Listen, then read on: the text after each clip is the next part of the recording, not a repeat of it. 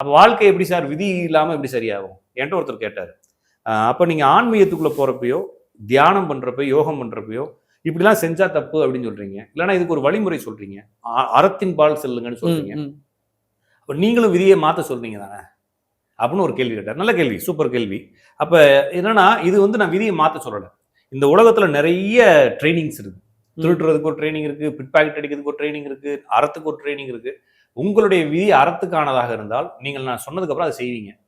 இல்லாததா இருந்தா அப்படியே செய்ய மாட்டீங்க. அவ்வளவுதான். அப்ப என்னன்னா இதெல்லாம் செய்தால் இங்க போகலாம்ன்றது ஒரு ரூல். அப்ப நீங்க செய்ய ஆரம்பிச்சிட்டீங்கன்னா நீங்க அந்த இடத்துக்கு போறீங்க. அவ்வளவுதானே தவிர நீங்க செய்யுங்கன்னு என்னால சொல்ல முடியும். அப்ப எல்லாமே நான் சொல்றேன் அவனாருளால் அவனத்தால் வணங்குறது தான். அப்ப எல்லாமே விதிப்படி நடக்குதுன்றது புரிஞ்சுக்கணும். இது வந்து பழமைவாதமா இருக்கலாம். நீங்க இதுக்கு பழமைவாதம் பேர் வச்சாலும் சரி, என்ன பேர் வச்சாலும் சரி, அது அங்க போய் தான். நீங்க வந்து மதுரைக்கு போற பஸ்ஸுக்கு நீங்க பஸ்ன்னு பேர் வச்சாலும் சரி, ட்ரெயின் பேர் வச்சா மதுரைக்கு தான் போகும். அது போற இடம் மதுரை தான். உங்களால மாத்தவே முடியாது. கத்தி கத்தி கதறினா கூட மாறாது. இழுத்து கொண்டு போய் அங்க இறக்கி விட்டு தான் போவாங்கன்ற மாதிரி இந்த வாழ்க்கை என்பது ஒரு அது மாதிரி தான். உங்களை எங்கேயாச்சும் கொண்டு போய் அப்ப நீர் வழி படுதுவும்னு சொல்றாங்க. இந்த வாழ்க்கை என்பது ஒரு பெரிய காற்றாற்று வெள்ளத்துல அடிச்சுட்டு போற ஒரு இலை போல எங்கெங்கயோ சொலட்டி கடைசியில அங்க நீர் எங்க போதோ அங்கெல்லாம் இழுத்துட்டு போகுன்ற மாதிரி வாழ்க்கை இழுத்துட்டு போகும். இதை புரிஞ்சுக்கிறதுக்கோ இல்லைன்னா ஏத்துக்கிறதுக்கோ மனம் இல்லாம போகலாம். நான் சொல்றதை ஏத்துக்க மனம் இல்லாம போகலாம். அந்த பைத்தியக்கார மாதிரி பேசுறான், எல்லாமே சாமி கும்பிட்டா மாறின்னு தோணலாம்.